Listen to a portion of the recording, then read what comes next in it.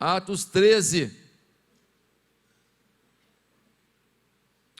versículo 1. Na igreja de Antioquia havia profetas e mestres: Barnabé, Simeão, chamado Níger, Lúcio de Cirene, Manaém, que fora criado com Herodes o tetrarca, e Saulo. Enquanto adoravam o Senhor e jejuavam, disse o Espírito Santo: separem-me Barnabé e Saulo para a obra a que os tenho chamado. Assim, depois de jejuar e orar, impuseram-lhes as mãos e os enviaram. Enviados pelo Espírito Santo, desceram a Seleucia e dali navegaram para Chipre. Chegando a Salamina, proclamaram a palavra de Deus nas sinagogas judaicas. João estava com eles como auxiliar. Viajaram por toda a ilha, até que chegaram a Pafos. Ali encontraram um judeu chamado Bar-Jesus, que praticava magia, era falso profeta. Ele era assessor do procônsul Sérgio Paulo. O procônsul, sendo um homem culto, mandou chamar Barnabé e Saulo, porque queria ouvir a palavra de Deus. Mas Elimas, o mágico, esse é o significado do seu nome, opôs-se a eles e tentava desviar da fé o procônsul. Então Saulo, também chamado Paulo, cheio do Espírito Santo, olhou firmemente para Elimas e disse: filho do diabo e inimigo de tudo que é justo, você está cheio de toda espécie de engano e maldade. Quando é que vai parar de perverter os retos caminhos do Senhor? Saiba agora que a mão do Senhor está contra você, e você ficará cego e incapaz de ver a luz do sol durante algum tempo.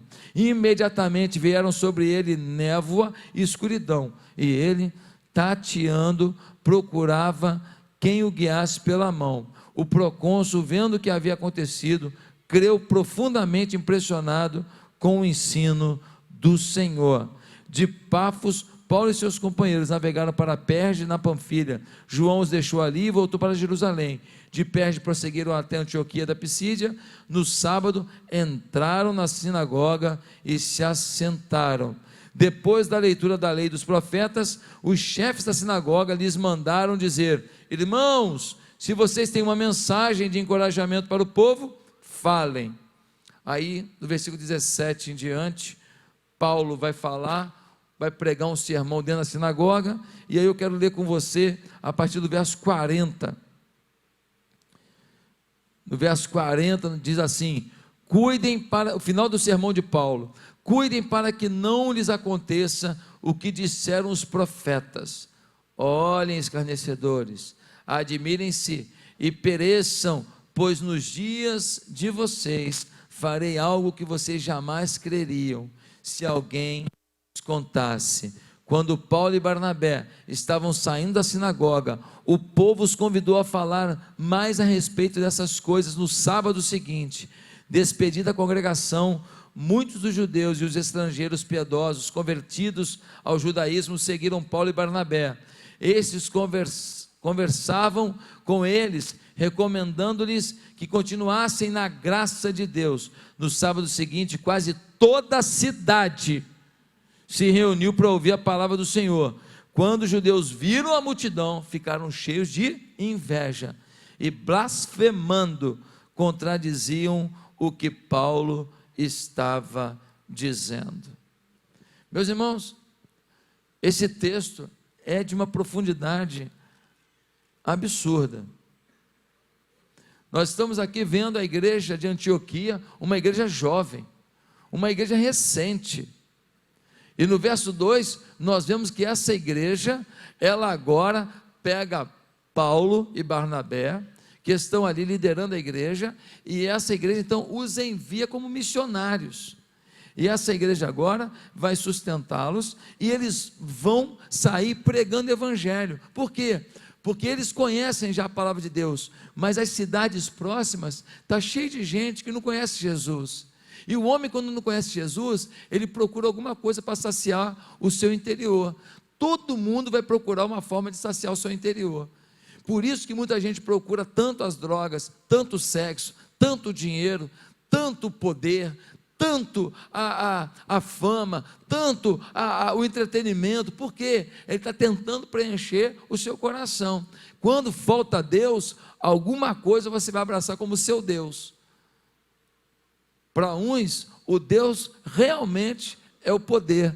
Tem muita gente que está lá roubando em Brasília, não é nem mais pelo dinheiro, é para poder se manter no poder, porque o poder, ele contagia. Tem gente que está lá, 5 mandatos, nunca fez nada, mas quer se eleger de novo. Por quê? Já tem até aposentadoria garantida, porque com 2 mandatos já está aposentado, mas ele quer estar no poder. Para quê?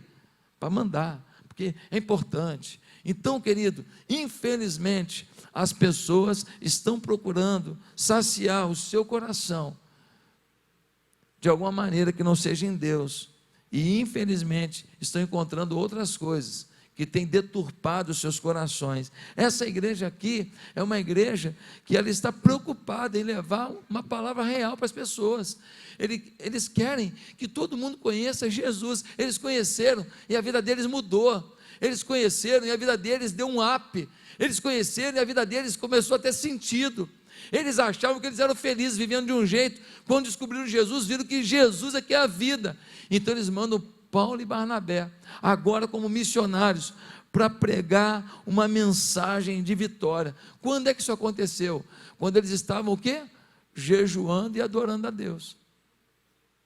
Essa igreja de Antioquia não teve uma reunião de planejamento para mandar missionário.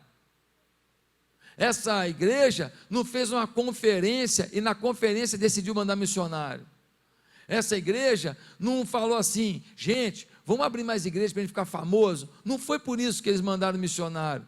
Essa igreja não decidiu competir com outra igreja, viu? Eu abri mais uma para poder mandar missionário. Essa igreja não estava preocupada com a vaidade de ninguém. Essa igreja, ao contrário, ela estava simplesmente adorando a Deus e jejuando, lendo Bíblia, orando, jejuando, clamando, buscando. Enquanto faziam isso, o Senhor falou com eles, o Espírito Santo falou, aqui, separa Paulo e Barnabé para ir para o trabalho missionário. Irmãos, oravam e clamavam a Deus por sua face, não por suas mãos. Oravam, jejuavam e clamavam a Deus, porque queriam mais de Deus, não do que Ele pode dar. O grande problema é que nós temos hoje um monte de gente que vem à igreja pelo que Deus pode dar e esquece do que Deus é. A coisa mais importante que Deus pode dar a você é Ele mesmo, é a presença dEle. Tudo mais é bênção, que bom, mas eu não posso condicionar minha fé a Deus se a minha empresa arrebentar, se a minha empresa explodir de crescimento. Não, Deus pode fazer isso, mas primeiro Deus quer saber se você está com Ele. Porque senão, se você crescer muito, se você avançar, se você passar nesse concurso, ninguém talvez te aguente. Se você der a volta por cima, o seu ego vai ser maior do que toda a volta que você deu. E a Bíblia diz que aquele que se exalta será humilhado. Aí você pode perder tudo de novo, e perder de uma forma pior do que tudo que você já viveu na vida. Queridos, naquela igreja, nós vemos aqui, no início do capítulo 13, que eles tinham vários profetas. O que quer dizer isso? Aquela igreja era uma igreja de voz profética. Tinha voz profética, as pessoas respeitavam a voz profética.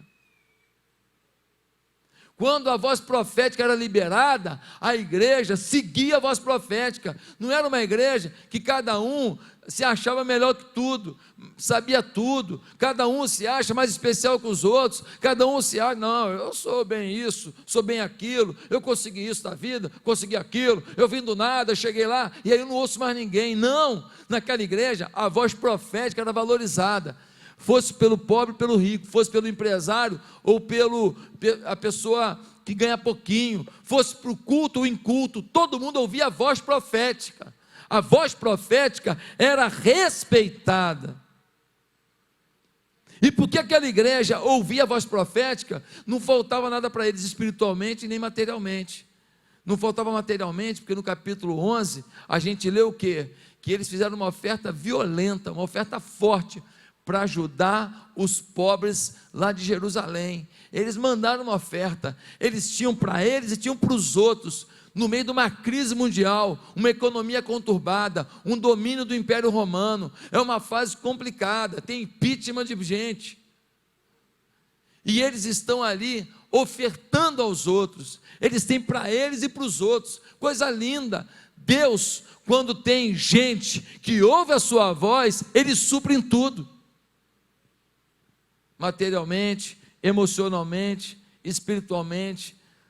Deus é bom, Deus é bom, Deus é fiel, Deus é fiel, nunca duvide disso. Agora você tem que estar com Ele. Eles oravam, jejuavam, enquanto oravam e jejuavam, a palavra profética foi, aqui, vocês estão sentindo a mesma coisa? Estamos, o que é? Paulo, Barnabé, vocês têm que ir como missionários, vocês têm que pregar. Uma igreja materialmente suprida e espiritualmente encantadora, e o melhor de tudo, eu já falei aqui, formada por novos crentes. Não foi formada por gente com formação em teologia em Harvard, não foi formada com gente com pós-doutorado na Alemanha, não. Gente que se converteu em Jerusalém, e aí começou a perseguição religiosa, eles foram fugindo, enquanto fugiam e pregando, fugindo e pregando, mas estavam fugindo porque eram crentes, e ao invés de calar a boca para não morrer, falaram, não, a gente não vai ficar aqui para morrer, não somos bobos, mas vamos pregando, para mais gente conhecer essa verdade. Chegaram a Antioquia, ganharam Antioquia para Jesus, por quê?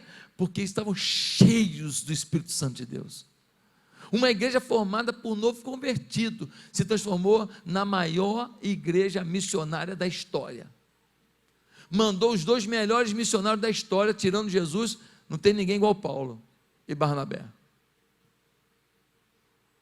Olha o que Deus pode fazer através de uma pessoa simples, leiga, que começou no Evangelho agora, uma pessoa que nem sabe muita coisa de teologia ainda, talvez como você.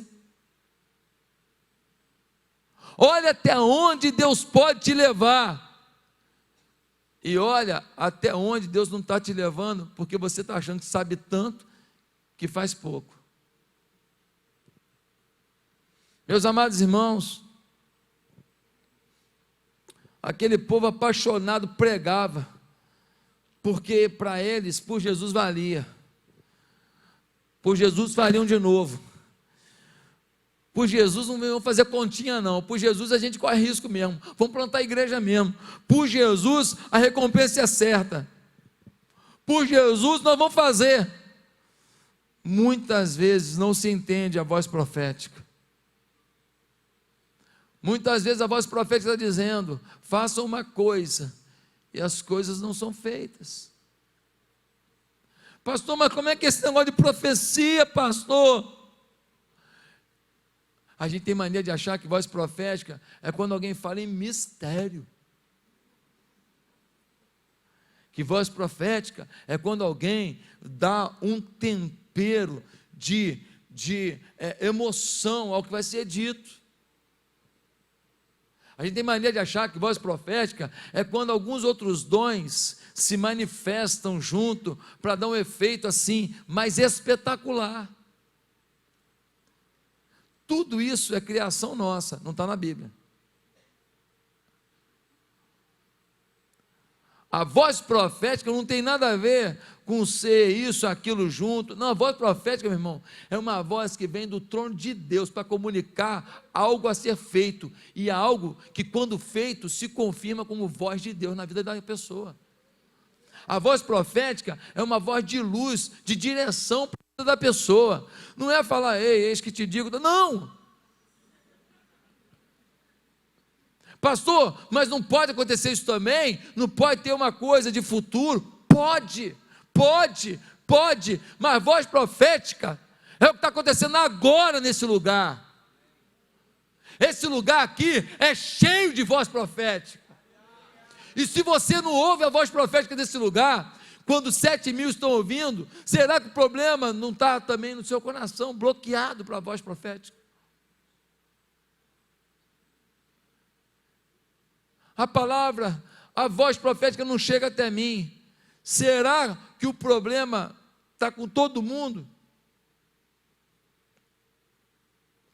Meus irmãos, às vezes Deus está falando, Deus está orientando, Deus está conduzindo, e a gente não está ouvindo porque não quer, porque está tão preocupado em olhar outras coisas, ouvir outras coisas. Irmãos, nós vivemos um mundo do ruído, e nós não prestamos atenção mais em nada. Você quer ver uma coisa? O mundo é tão mundo do ruído, que para dormir alguns agora só dormem com ar-condicionado. Não é por causa do ventinho, não, é por causa daquele barulho. Pom. Sério, já tem aplicativo no celular para você botar o barulhinho. Barulho de ar-condicionado. Pom. Senão não dorme. O silêncio nos faz mal já. Não, muito parado, não dá para dormir não. Deixa eu botar o ar-condicionado aqui. Um frio miserável. O cara dorme com 3 cobertores, 4 lençóis, edredom, é ou não é? Cachecol, é ou não é? Mas o ar ligado. É o barulho. Pom. No púlpito da sua igreja, na convivência da sua célula, no relacionamento com o seu discipulador, Deus tem liberado voz profética, porque essa igreja é uma comunidade profética. Aqui Deus tem dado rumos, e se você tem dúvida, basta ver a multidão que está aqui, e mais em 8 lugares onde essa igreja se reúne, e você vai saber que a voz profética tem atraído pessoas para esse lugar. Então, querido, Deus tem dado voz profética. Agora, o quanto nós estamos imbuídos de ouvi-la, entendê-la e vivê-la. Em Apocalipse 2, 3, capítulo 2 e capítulo 3, tem uma frase que toda hora se repete: quem tem ouvidos para ouvir, ouça o que o Espírito diz à igreja. Será que alguém ali não tinha orelha? Será que alguém ali não tinha aparelho auditivo? Que história é essa? Quem tem ouvidos, ouça. De que ele está falando? Ele está falando de quê? Dos ouvidos espirituais. Você tem orelha, talvez alguns aqui com orelha até farta, abençoada. Nós temos orelha, mas o que a Bíblia está falando não é da orelha humana, é do ouvido humano, não, é do ouvido espiritual. Quem tem ouvidos para ouvir, ouça. Se você não estiver disposto a ouvir, o Espírito pode estar falando aqui 10, 20, 50 mil vezes que você não vai ouvir. Sua vida não vai mudar, você vai continuar na mesma, amigo do Evangelho. Bola na trave, não é gol. Bola na trave não é gol. A voz de Deus foi ouvida pela igreja adoradora, buscadora do Espírito Santo, para mais festas, para mais congressos, para mais cursos, para mais cultos. Não, meus amados, a voz de Deus os chamou para o crescimento da obra de Deus. O Espírito Santo pegou gente adoradora e falou assim: deixa eu falar um negócio com vocês aqui, a igreja tem que crescer, tem que avançar, o meu nome tem que ir mais longe, a glória do Senhor tem que ir mais longe, tem gente precisando, tem gente carecendo, vocês precisam levar a voz de Deus com mais impacto. A voz de Deus precisa avançar. Queridos, infelizmente, nós estamos aí cuidando da nossa vida, no nosso prédio tem um monte de gente engasgando com o vômito do pecado e morrendo na nossa frente. Infelizmente, a gente está trabalhando com pessoas que chegam num carro bonito, que chegam com um relógio de ouro, que chegam com a pulseira de ouro, que chegam com a camisa bonita, mas eles estão perecendo sem Jesus, e a gente não está nem aí. A igreja que não cresce, ela está fora do propósito de Deus. No momento que a igreja de Antioquia, ela se voltou para Deus, a voz profética foi: cresçam e mandem Barnabé e Paulo. Mas não cresçam vendendo uma coisa que não vai entregar, não cresçam na mentira, não cresçam em cima de uma figura humana, não cresçam em cima de um estereótipo, não cresçam em cima de uma fama, não, cresçam movidos pelo Espírito Santo. É esse o nosso desafio. Por isso, nesse texto, eu quero falar hoje quando o Espírito Santo é que move o crescimento da igreja. Quando é o Espírito Santo que move o crescimento da igreja? Primeiro, as pessoas não medem esforços para que outros conheçam o amor de Deus. Quando é o Espírito Santo que move o crescimento da igreja, a gente encontra as pessoas assim, ó, vai tocando em gente apaixonada. Você esbarra assim, dá até faísca de amor. Dá uma olhada nessa igreja. Eles mandaram Paulo e Barnabé. Quem era Paulo e Barnabé? Quem eram os dois? Eram os pastores da igreja. Seria hoje a Igreja Batista Atitude falar assim: pastor Josué, nós estamos te mandando. Nós estamos abrindo mão do pastor Josué aqui hoje. Então a gente se vira aí, outro pastor assume. Nós estamos mandando o senhor agora lá para a África. Nós vamos sustentar o senhor pregar lá para a África, para aquele pessoal lá. O Espírito Santo falou com o senhor também? Falou com a gente. É isso mesmo? É. Então o senhor está indo então. Nós estamos sustentando o senhor para o senhor ir embora.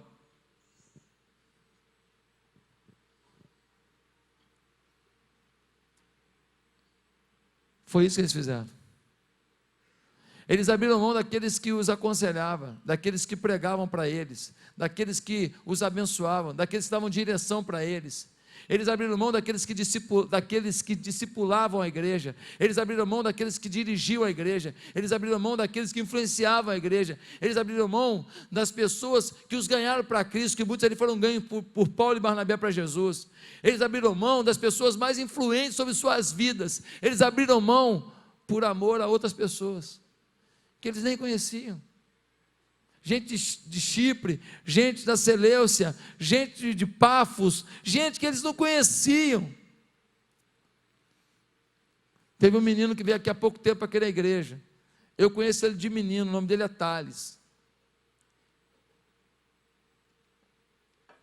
O Thales foi para um campo missionário que, se ele for pego pregando, ele pode morrer, ele pode ser preso e ser morto. É um lugar onde o evangelho é proibido. Ele foi fazer uma conferência lá na igreja do meu pai. E aí uma pessoa virou para ele e falou assim: eu não sei como que você vai, com mulher e 2 filhos, para esse campo missionário arriscado. Eu não sei como você vai. Com lágrimas nos olhos, ele deu a resposta dele. Ele falou assim: eu não sei como que você não vai.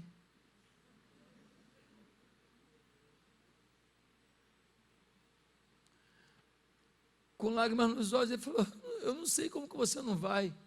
Eu não sei. Eu não sei como que você não está visitando essa igreja. Eu não sei como que você faz isso. Eu não sei como que você não ensina a Bíblia para ninguém. Eu não sei como que você não faz isso. Eu não sei como que você fica a semana inteira, não fala de Jesus para ninguém. Eu não sei como que você faz isso. Eu não sei. Eu não entendo. Eu não sei. O que tem aí dentro do seu coração? O que Deus fez aí? Que você fica a semana inteira, não leva um para Jesus, não fala de Jesus para ninguém, não ora por ninguém, não convida ninguém para vir à igreja. Eu não sei como que você não faz. Eu não sei como. Seria muito mais fácil eu ser um empresário. Eu sei ganhar dinheiro, irmão.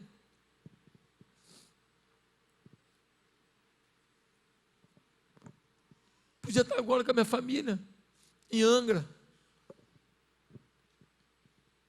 mais fácil. Pensa uma tarefa difícil, ser pastor. Mas não tem tarefa mais honrada para mim, não tem coisa mais linda para mim. Eu não sei como que você não quer provar disso. Seja engenheiro, seja pedreiro, seja manicure, seja o que for. Eu não sei como que você não dá o seu melhor pelas vidas. Eu não sei como que você acha que dirigir um ministério da igreja é suficiente. Eu não sei como você acha que vir à igreja é suficiente, ou dar um dízimo é suficiente. Eu não sei como. Na igreja de Antioquia, eles abriram mão de todo mundo que influenciava a vida deles, por amor a gente que eles nem conheciam. Quando é o Espírito que move o crescimento da igreja, a gente dá o nosso melhor. O Asaf Borba já canta, né? Pois sei que é possível dar sem amar, mas impossível amar sem dar. Ele já canta isso. É impossível amar sem dar. Quando o Espírito Santo é que move o crescimento da igreja, segundo lugar, a estratégia para atingir o coração das pessoas vem de Deus. A estratégia para conseguir o coração das pessoas para Jesus vem do próprio Deus. Pastor, eu não ganho ninguém para Cristo, porque eu não sei como fazer, eu não levo jeito para isso. Ei, se você está no Espírito Santo, Ele vai te dar estratégia, vai te dar ideia, vai te dar plano, vai te dar projeto, vai te dar um jeito, vai te dar uma mania que vai salvar a gente. Dá uma olhada no versículo 5, no versículo 14, que Paulo e Barnabé, quando chegavam numa cidade, eles desenvolveram uma estratégia. Qual foi? Chegavam na cidade, não conhecia ninguém, eles iam para a sinagoga judaica. Porque na sinagoga, eles eram judeus também, ia estar se falando da Bíblia.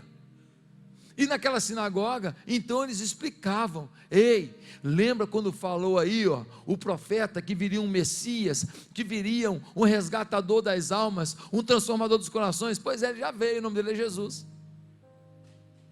Eles aproveitavam o ambiente de uma fé para levar uma fé verdadeira, uma fé correta, uma fé apropriada, uma fé transformadora, colocando que em Jesus estava a solução para aquela expectativa judaica, aquela expectativa do povo judeu, da vinda do Messias. E eles estavam explicando: olha, o Messias veio, mas não veio para ser guerreiro, não veio para pegar em fuzil, em revólver, em metralhadora, não, ele veio para profetizar paz sobre os corações, para transformar o coração da mulher em relação ao marido, do filho em relação ao pai, do pai em relação ao filho. Ele veio para promover o amor, a esperança, e para levar o homem a conhecer Deus e andar com Deus. E por isso esse homem vai deixar o pecado e vai viver para Deus, porque fora do pecado a gente encontra felicidade. No pecado a gente se ilude, mas as consequências são dolorosas. Ah, meus amados irmãos, eles tiveram uma estratégia de Deus, coisa tremenda. Pastor, mas então eles faziam isso direto? Não, Deus dá uma estratégia para cada lugar. Por exemplo, quando Paulo chegou em Atenas, tem lá uma montanha, onde os filósofos, os debatedores costumavam estar, para poder pensar sobre as coisas da vida e sobre a religiosidade. Diante daquela montanha, quando você for a Atenas, em nome de Jesus, você vai ver que tem uma praça. Aquela praça era a Praça dos Deuses, e naquela praça que está lá até hoje, tem monumentos para todos os deuses que eles conheciam. E na Grécia era Deus, hein? E aí Paulo, diante da Praça dos Deuses, com gente interessada em assuntos, em discussões, ele lança uma pérola. Ele fala assim: gente, dá licença, está faltando um monumento aqui de um Deus, do Deus desconhecido. Os caras falaram: Deus desconhecido?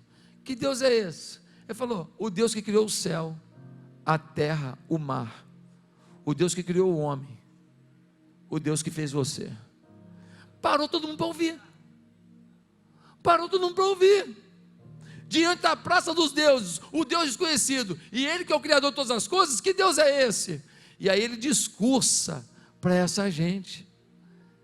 Jesus tinha uma estratégia para cada situação. Um dia ele foi perto de um poço, quem estava lá? A mulher samaritana. Aí ele falou o que para ela?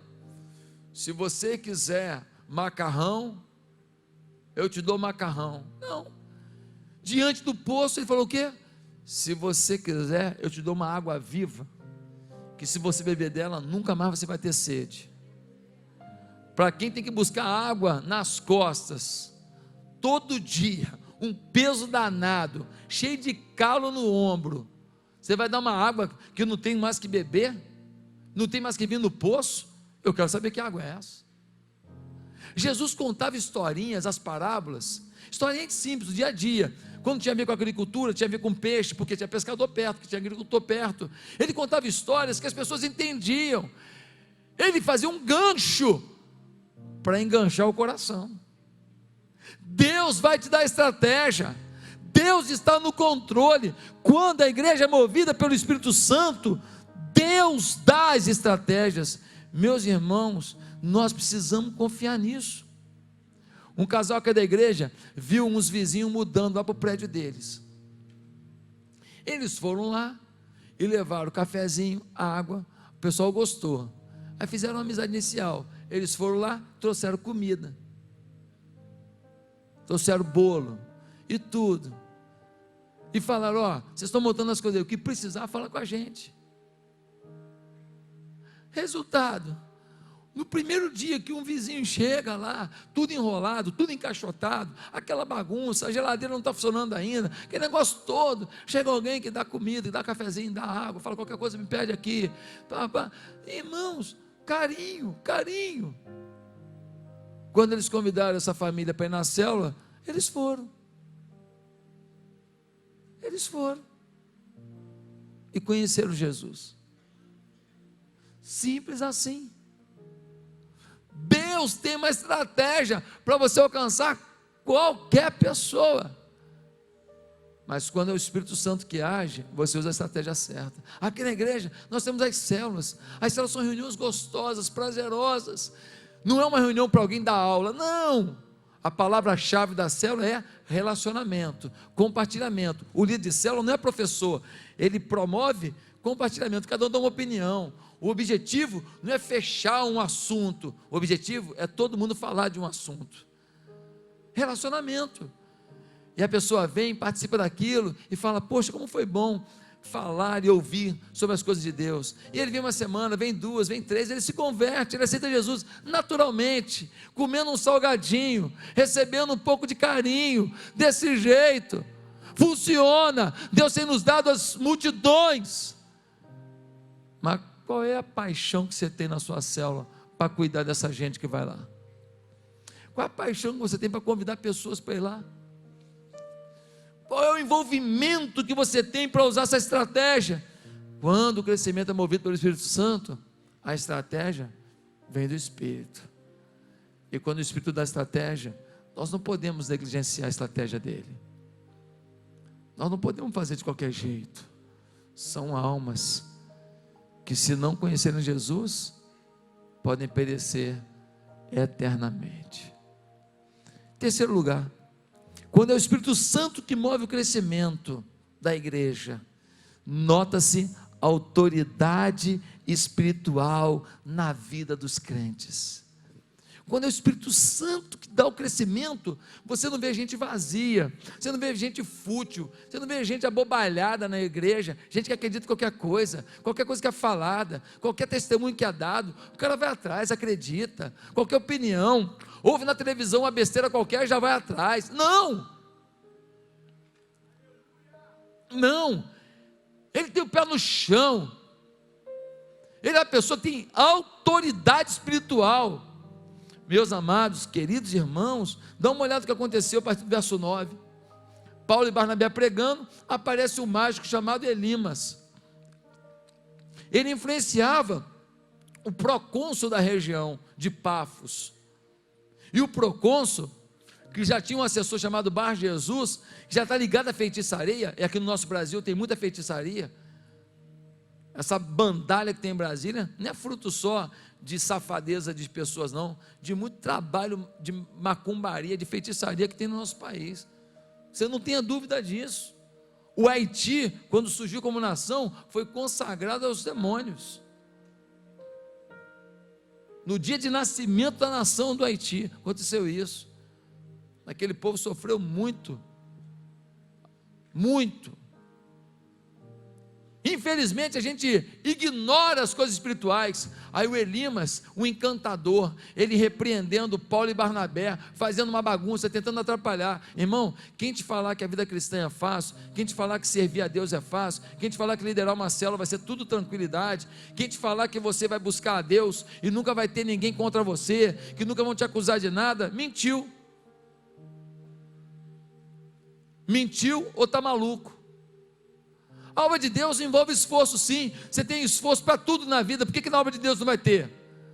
Para ser um campeão de venda você tem que se esforçar, para montar uma empresa tem que se esforçar, para limpar a sua casa tem que se esforçar, para fazer comida tem que se esforçar, tem que ir lá comprar comida, preparar, e tem hora para botar menino para a escola. É complicado. Por que você acha que nas coisas de Deus é tudo mole? É sentar na gelatina. Acorda, meu irmão. Deus está chamando você para algo que envolve uma batalha espiritual, mas Deus está querendo que você tenha autoridade espiritual. Tem muita gente que está cantando, que está pregando, que está falando por aí, e até encanta, porque é carismático, mas não tem autoridade. Autoridade espiritual é outra coisa. O Paulo virou para Elimas e falou assim: o filho do diabo, foi muito gentil Paulo, estava com muito amor no coração. Ele vira para ele, eu vou até ler, para não falar que eu estou mentindo. Olha isso aqui, olha aqui, ó. Versículo 9. Então Saulo, também chamado Paulo, cheio do Espírito Santo, olhou firmemente para Elimas e disse: filho do diabo e inimigo de tudo que é justo, você está cheio de toda espécie de engano e maldade. Quando é que vai parar de perverter os retos caminhos do Senhor? Saiba agora que a mão do Senhor está contra você. É autoridade, hein? É autoridade, hein? Saiba agora que a mão do Senhor está contra você, e você ficará cego e incapaz de ver a luz do sol durante algum tempo. Imediatamente vieram sobre eles névoa e escuridão, e ele, tateando, procurava quem o guiasse pela mão. O procônsul, vendo o que havia acontecido, creu profundamente, impressionado com o ensino do Senhor. Autoridade espiritual, autoridade diante de uma doença, autoridade diante do pecado, autoridade diante de uma acusação, autoridade. Irmãos, nós precisamos ter autoridade espiritual. Quando você chega no ambiente, chegou um delegado de Jesus, que decreta a prisão das hostes de Satanás e a libertação dos cativos pelo inferno. Quando você chegou alguém que declara a esperança diante da cura. Talvez cura, talvez não cura, mas pelo menos a cura do coração. Às vezes eu oro e Deus faz milagres. Eu já vi muitos milagres. De orar num dia e no outro está resolvido. Já orei por pessoas que morreram depois.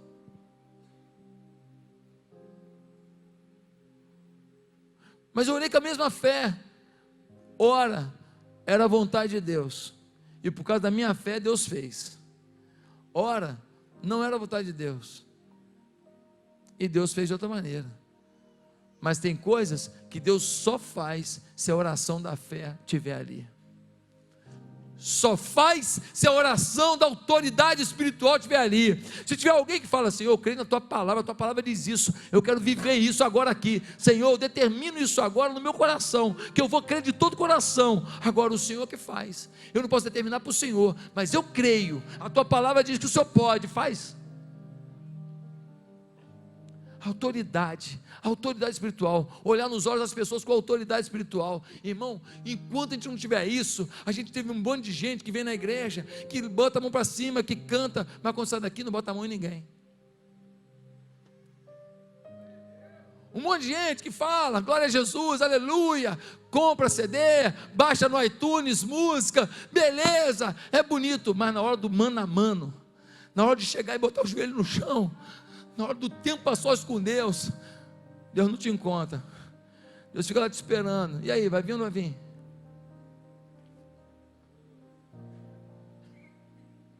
Já parou para pensar quantos encontros Deus marcou com você que você furou?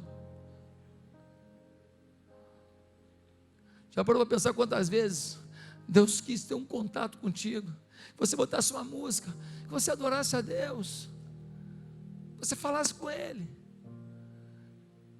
que você desfrutasse dEle, depois você pede, fica com Ele, agradece a Ele, depois você pede, depois você fala a Deus. Hoje, depois de 40 anos mais ou menos, eu pude reencontrar a minha professora da Escola Paraguai, lá em Marechal. Eu não sabia se ela estava viva. Eu sempre lembrei dela, sempre, a minha vida toda, sempre lembrei dela. Já falei dela em muitos lugares, mas essa semana eu falei dela na rádio Melodia. Eu fui para um debate, eu falei dela. Eu falei que a primeira vez que eu preguei para o público foi porque minha professora da escola fez um culto e falou que eu ia pregar. Eu tinha meus 7 anos de idade, e aquilo foi um momento profético, de uma mulher que agiu com autoridade profética. Por quê?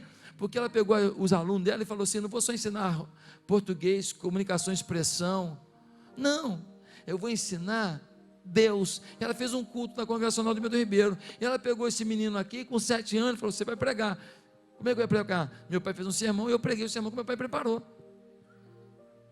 Foi a primeira vez que eu preguei em público, porque uma mulher teve autoridade espiritual. Ela não se importou se os colegas dela de trabalho lá da Colégio Paraguai, de frente para a linha do trem, a linha Marechal, iam criticar ela. Ela não se importou se os colegas de trabalho dela iam falar bobagem. Ela fez pelas crianças. Ela tinha tanta vontade de me ver como líder. Hoje ela trouxe uma foto para mim, eu com roupinha de coralzinho, só que no dia não tinha onde eu ficar na frente. Isso ela não vai lembrar não.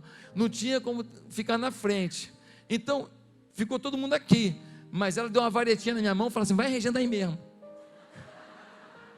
Eu fiquei de costas para a turma, porque eu não tinha como ficar de frente para eles, mas ela me botou como líder. Eu era o regente. Então vocês me respeitem, pessoal do louvor. E aí eu com a varetinha, já liderando. Ela lançou uma semente. 40 anos depois, eu queria que ela ficasse de pé para você honrá-la com uma salva de palmas. Professora Ana Maria.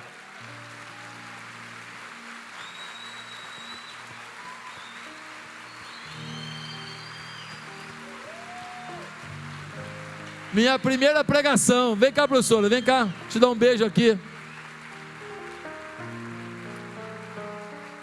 Minha primeira pregação, movida por uma professora primária.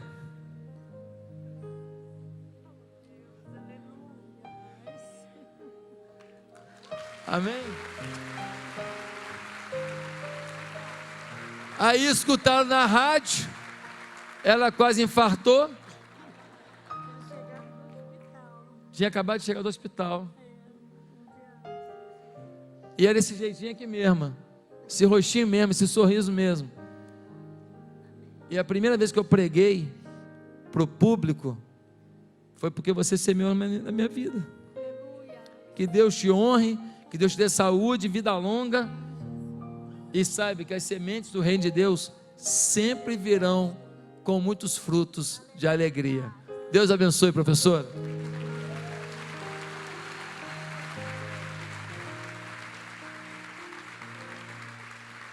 Ela está acompanhada da família aí.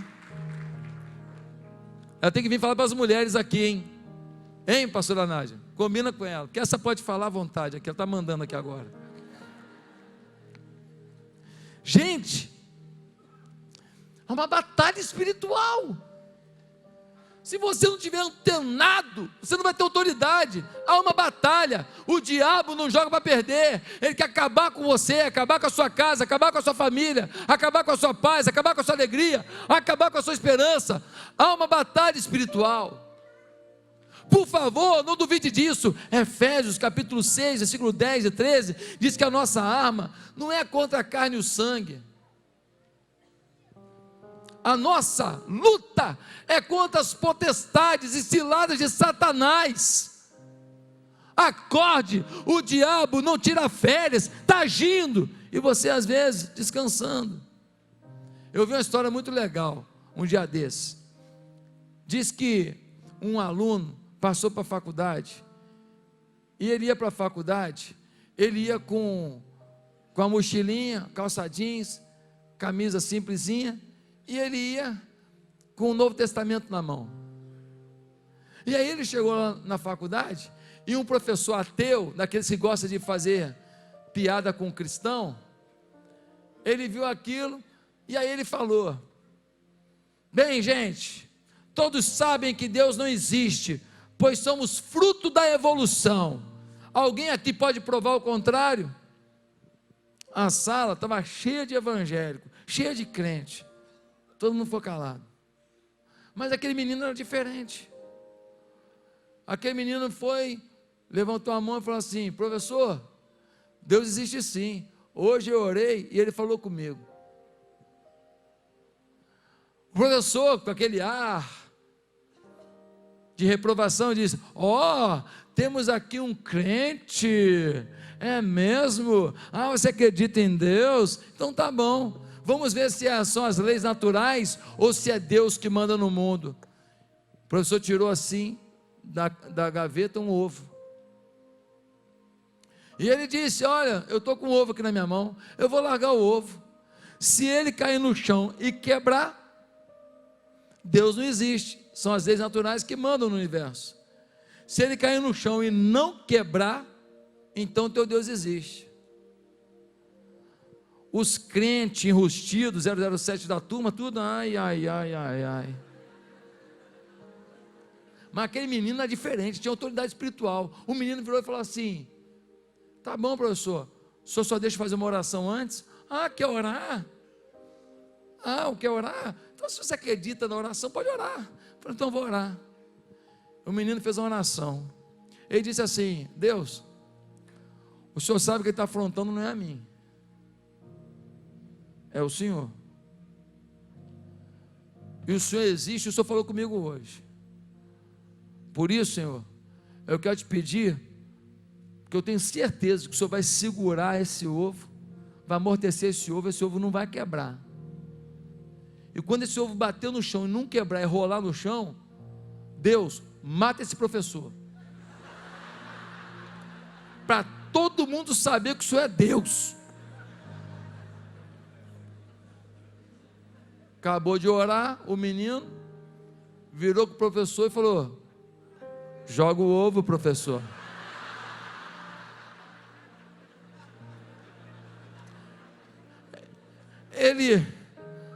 O assunto aqui é quebrar ou não quebrar, não tinha nada a ver com o negócio de morte não.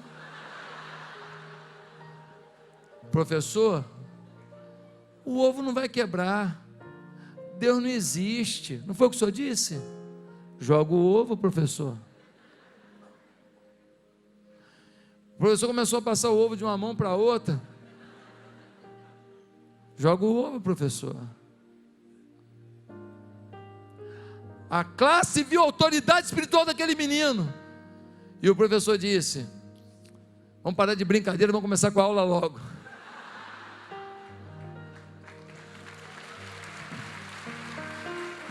Só tem um problema. Todo lugar que o professor passava naquela faculdade, alguém perguntava: e o ovo, professor? Mas aquele menino passou a ser visto como um homem de Deus naquele lugar. Reconhece a sua autoridade espiritual ou só reconhece o seu talento? Reconhecem a sua autoridade espiritual ou só reconhecem a sua retórica? Reconhecem a sua autoridade espiritual ou só reconhecem a sua fidelidade aos trabalhos, aos programas, aos cultos da igreja? Reconhecem a sua autoridade espiritual ou só reconhecem que você é um fiel dizimista, um grande ofertante? A autoridade espiritual, hoje Deus quer te conceder nesse lugar, e vai conceder em nome de Jesus. Em quarto e último lugar, quando o movimento do crescimento é do Espírito Santo, as pessoas ao redor dos crentes não são mais os mesmos. Quando é movido do Espírito, as pessoas mudam, elas não apenas vêm para a igreja, elas mudam. No versículo 48, 49, nós lemos assim: ouvindo isso, os gentios alegraram-se e bendisseram a palavra do Senhor, e creram todos os que haviam sido designados para a vida eterna. A palavra do Senhor se espalhava por toda a região. Irmãos, a alegria tomou o coração deles, a esperança tomou o coração deles. Eles começaram a falar, e o evangelho foi se espalhando, vai espalhando no prédio, no condomínio, vai espalhando na vila, vai espalhando no bairro, vai espalhando pelas casas, espalhando pelos prédios, vai espalhando nas escolas, vai se espalhando nos clubes, na pelada, vai se espalhando por cada local de trabalho, vai se espalhando na padaria, no açougue, vai se espalhando no supermercado, vai tomando a cidade. Isso tem acontecido na sua vida? Eu fui ao sítio de um amigo, cheguei lá, eu vi um monte de ovo. Hoje é o dia do ovo, e tinha umas lâmpadas acesas, e não tinha galinha para chocar. O ovo lá, um aquecimento artificial, e o pintinho nasce. O calor chega no ovo sem a galinha, e lá dentro vai acontecendo a coisa profunda do poder de Deus, que não tem explicação humana, e aquele ovo vira um pintinho, e daqui a pouco ele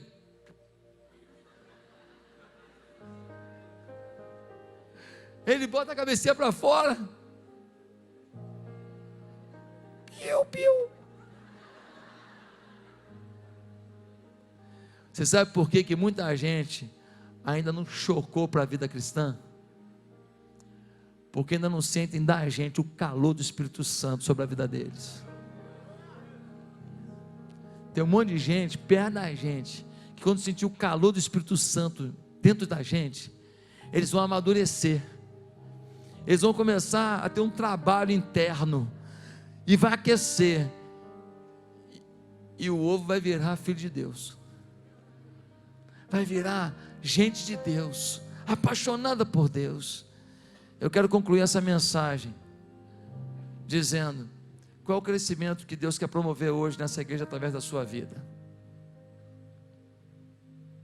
Se depender de você, se depender da sua vida, qual é o crescimento que vai haver aqui? Um crescimento de número ou um crescimento de discípulos? Um crescimento de gente ou um crescimento de servos?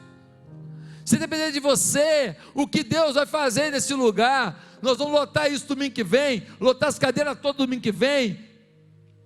Nós vamos ter que fazer 3 cultos daqui a pouco. Como é que vai ser? Se depender de você, o crescimento dessa igreja, que é o que Deus fez com Antioquia, quando jejuavam e oravam, a igreja espiritual quer o crescimento, vai acontecer movido pelo Espírito Santo. Quero declarar que hoje, Deus está liberando sobre a vida daqueles que aqui querem, uma palavra profética, uma palavra de poder, uma palavra de ministério, uma palavra de avivamento, uma palavra de expectativas de algo surreal, inacreditável, para aquele que crê. Hoje aqui, Deus está fazendo de você alguém de autoridade espiritual, alguém de mover espiritual, alguém de paixão alucinante, alguém tomado por Deus. Você recebe essa palavra? Se você recebe, essa palavra é sua, e ninguém vai te segurar, não tem mais, o teu ministério vai fluir, a tua vida vai fluir, Deus vai agir, Deus vai fazer algo incalculável através da tua vida. Mas hoje aqui, agora, você precisa dar uma chance para o Espírito Santo. Curva a sua cabeça.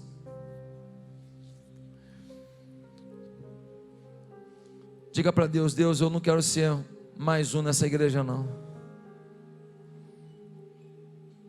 Deus, eu não quero ser apenas um frequentador, eu quero o avivamento. Eu quero te pedir que o Senhor traga uma multidão para essa igreja através da minha vida.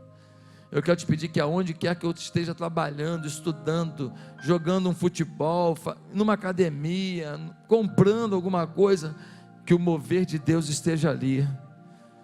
Deus, eu derramo a minha vida sobre o teu altar, em nome de Jesus. Amém. Se você recebeu hoje essa palavra sobre a sua vida, queria que você levantasse a sua mão ao céu. Se hoje você está tomando uma posição de salvação com as vidas, uma posição de levar o avivamento, uma posição de ser um instrumento de Deus, se hoje você está convicto de que você pode fazer diferença, levante a sua mão ao céu. Quero orar com você. Quero orar com todos que estão com a mão de pé, dizendo: eu creio que hoje Deus está derramando sobre a minha vida uma unção nova, uma visão nova, uma postura nova. Eu quero ser um instrumento poderoso na mão do Senhor. Eu quero que Deus me use para algo maior. Senhor, as mãos estão estendidas. A minha oração é que venha agora a mão do céu e se encaixe sobre a mão de cada um deles, derramando, ó Deus, uma nova unção, uma nova visão, para que todos sejam cheios do Espírito Santo e sejam instrumentos do Espírito Santo. E é no nome de Jesus que nós oramos. Amém. Boa semana. Que Deus te abençoe.